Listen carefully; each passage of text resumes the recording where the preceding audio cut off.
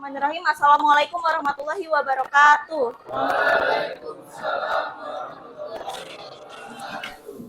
Ya, bagaimana kabarnya hari ini? Tadi habis belajar apa? Tadi habis belajar apa sebelum matematika? Dari pagi. Oh, so, kita hari ini masuk materi baru, nanti kita nyinggung sedikit materi yang kemarin. Kemarin kan kita belajar tentang apa? Masih ingat? Apa? Yuk, diagram pencar. Masih ada yang ingat bentuknya gimana? Kayak gini ya? Titik-titik. Nah, ini kita belajar lebih lanjut cara membaca trennya, korelasi, dan menginterpretasi data. Kemarin kan kita udah belajar sebagian menginterpretasi data ya. Kali ini kita belajar lebih lengkap lagi. Ya, jadi sebelum itu Ibu kasih tahu beberapa istilah yang baru kalian kenali, yaitu tren data.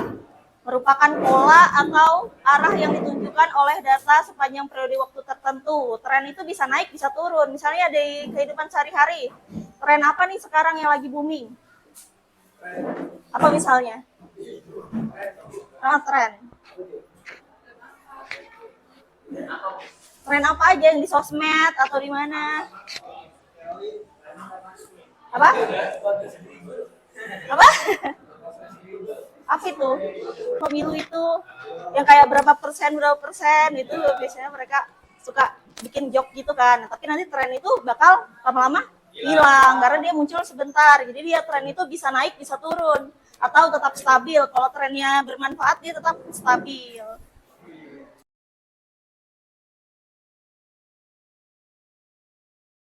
Nah, tren ini digunakan untuk mengidentifikasi pola atau kecenderungan. Tahu nggak kecenderungan? Kecenderungan tahu kan? Misalnya sekarang nih lagi apa? Apa? Kecanduan belum. Kecenderungan tuh misalnya ada penyanyi baru nih, lagu baru. Nah, itu biasanya orang cenderung nih karena memberikan nada-nada baru. Ibaratnya kayak misalnya dia karena ganteng atau lagu-lagunya lebih menginspirasi atau apa, itu kan bisa menjadikan kita cenderung sama dia. Cenderung itu cenderung kayak menyukai. Iya, menyukai. Terus berdasarkan pola penyebaran data, tren data terdiri dari 3 bentuk. Ada linear, kurva atau non linear. Jadi kurva ini berbanding terbalik dengan linear. Tahu nggak linear itu apa? Lini. Hah? Lini itu garis. Garis yang apa? Garis yang apa dulu? Garis yang gini atau vertikal? Garis yang lebih spesifik. Lurus. Linear itu garis lurus. Makanya kalau kurva gimana kurva? Kayak mangkok ya.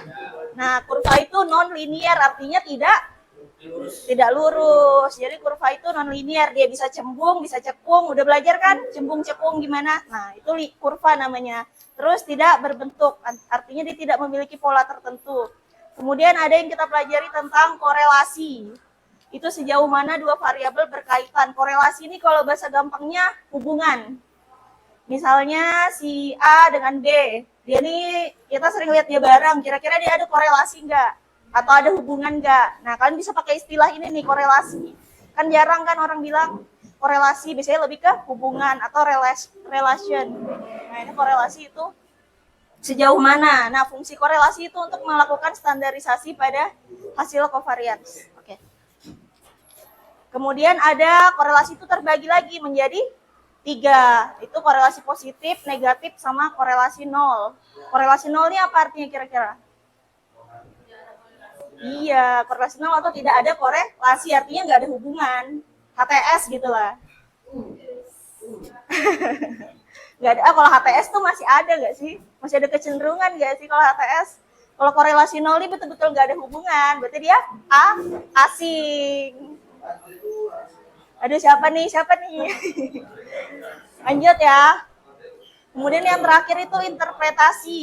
Interpretasi itu penjelasan mengenai makna atau sudut pandang teoritis dari suatu objek. Intinya interpretasi itu penjelasan. Misalnya ada gambar, apa nih interpretasinya? Artinya apa penjelasannya? Misalnya ini Ibu ada gambar apa ya?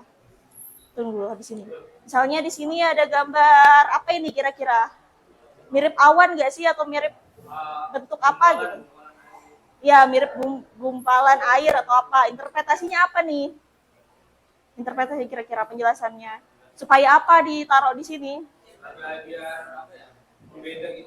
Nah, supaya estetik atau menambah-nambah apa? Desain, mempercantik ya. Nah, itu. Nah, interpretasi ini juga tujuannya untuk menafsirkan data. Menafsirkan data tahu kan? Mengartikan data. Oke. Sampai sini ada pertanyaan? Ya, kalau gitu kita duduk secara berkelompok sama kayak kemarin. Lihat lagi kalau lupa.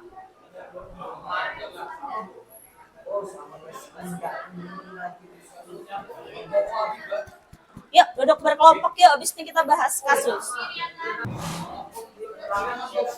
Yuk. Sudah? Sudah berkelompok duduknya? Lanjut. Ya, kita akan langsung masuk ke studi kasus. Ada satu orang bisa baca. Siapa yang mau baca?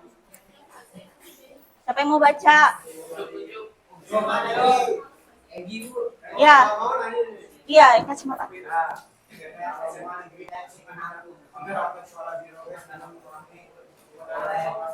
Di lingkungan kelas dan menerapkan 8 jawab tumbler goes to school.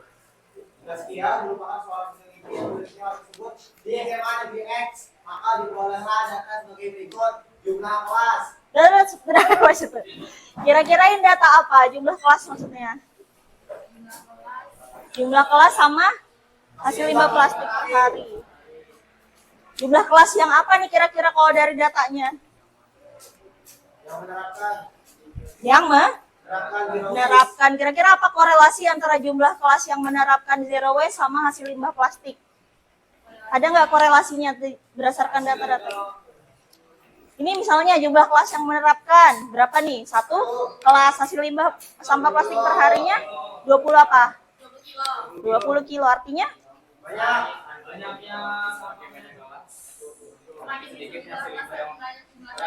Semakin banyak kelas,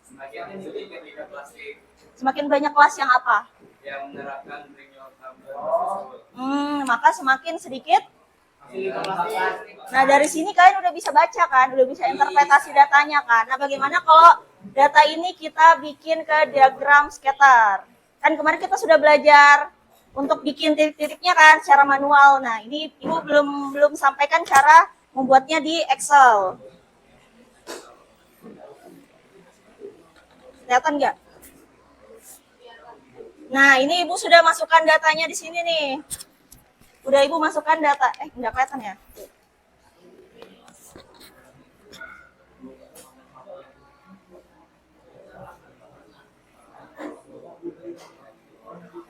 Nah, itu udah Ibu masukkan ke Excel. Ada yang pernah pakai Microsoft Excel? Pernah. Siapa lagi? Pernah. Siapa lagi? Pernah kan? Rata-rata pernah. Ada yang belum pernah sama sekali pakai Microsoft Excel? Oke. Kalau Google Spreadsheet pernah? Semua pernah dong berarti. Nah, at least semuanya pernah pakai ini kan? Pasti udah nggak asing lah. Entah itu Microsoft Excel atau Google Spreadsheet atau pakai apalagi itu LibreOffice atau pakai apa kan macam bentuknya. Tapi fungsinya kurang lebih sama. Nah, ini kita memanfaatkan Microsoft Excel. Caranya itu kita blok dulu semuanya. Tahu kan blok? Nih. Terus kita pilih insert. Terus ini kita cari charts. Kelihatan nggak? Ibu perbesar ya. Nah, ini charts. Charts ini ada berbagai macam. Nah, ini ada diagram apa nih kira-kira? Nah, batang nggak? Ada diagram. Ya, ada diagram histogram. Ini kan nyatu nggak sih? Kan kemarin kita sudah belajar. Kalau nyatu dia histogram. Kalau berpisah dia batang. Kayaknya sama deh sama ini. Atau bisa kita lihat gini. Nih, ada namanya nih biasanya. Wait. Kok nggak ada? Wait. Gedean. Ya, pokoknya di antara gambar ini kira-kira mana yang Diagram scatter. Ini ya. Ini kan karena dia bentuknya titik-titik. Itu kita pilih charts. Charts itu artinya apa? Ada yang tahu? Charts. Diagram. Charts itu diagram. Mana tadi? Wait. Ini kita pencet dulu, terus kita pilih. Yang ini scatter. Kalau ini apa namanya? Scatter with smooth line. Oh, ternyata scatter tuh banyak bentuknya. Ada yang pakai garis, ada yang enggak, ada yang titik-titiknya udah hilang. Tapi kita pakai yang scatter. Kita pakai yang scatter biasa ya. Coba lihat fungsinya untuk apa nih? Mana tadi? Use this chart type to compare at least two sets of value of paired data. So relation between sets value. The data represents per. Oh ya, oke. Jadi datanya dipisahkan oleh dua ukuran yang berbeda, dua jenis yang berbeda maksudnya. Kalau tadi kan kita pakai jumlah kelas sama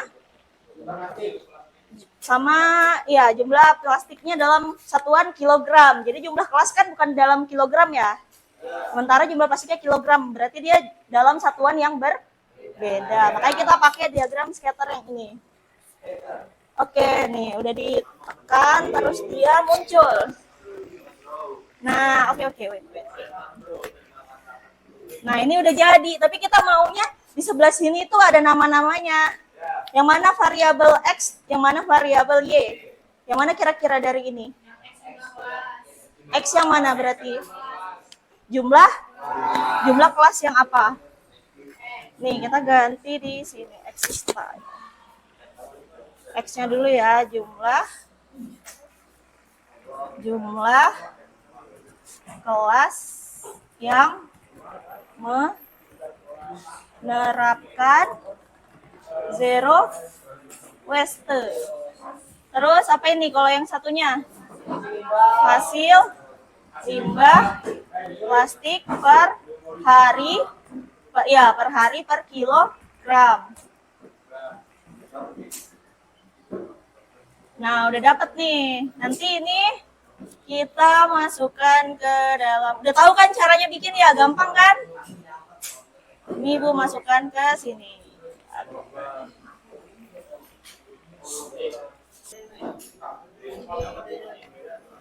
Bisa nggak? Serap. Isi dulu ini yang tabel-tabel. Yang tabel-tabel isi itu kan nomor 1 udah ada jawabannya. Berarti kalian ikuti aja polanya.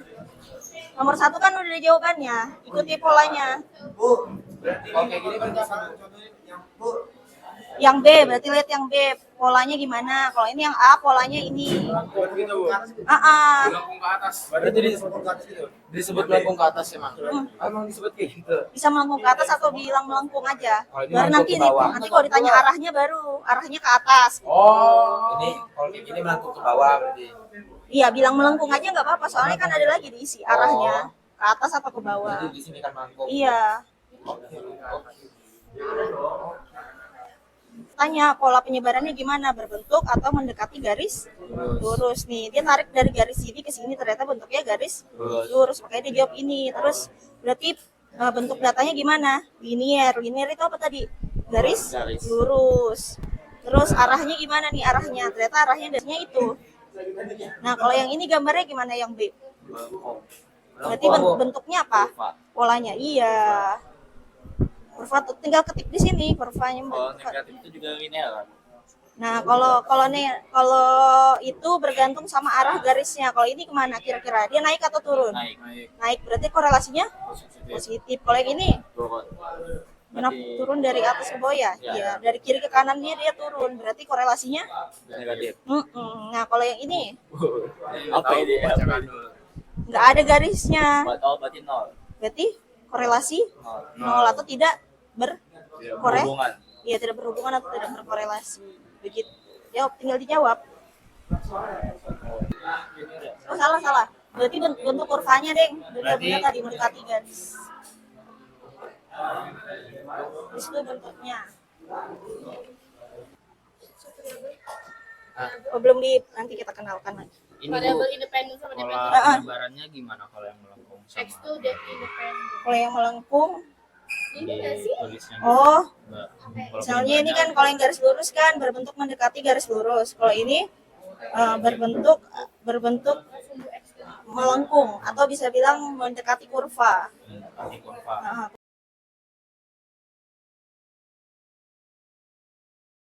Oke, sebelum kita pulang, marilah kita berdoa menurut agama dan keyakinan kita masing-masing. Berdoa dimulai.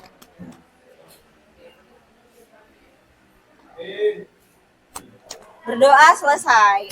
Oke, kita ketemu lagi nanti entah Rabu atau Jumat. Bulan depan ada. Bulan depan kosong. Pesantren ya? Ya udah ibu kasih tugas nanti. Ini sudah kan di scan? Nanti bagi linknya ya. Ini tugas mandiri. Ibu akhiri ya. Wassalamualaikum warahmatullahi wabarakatuh. Nanti dikirim Aryo.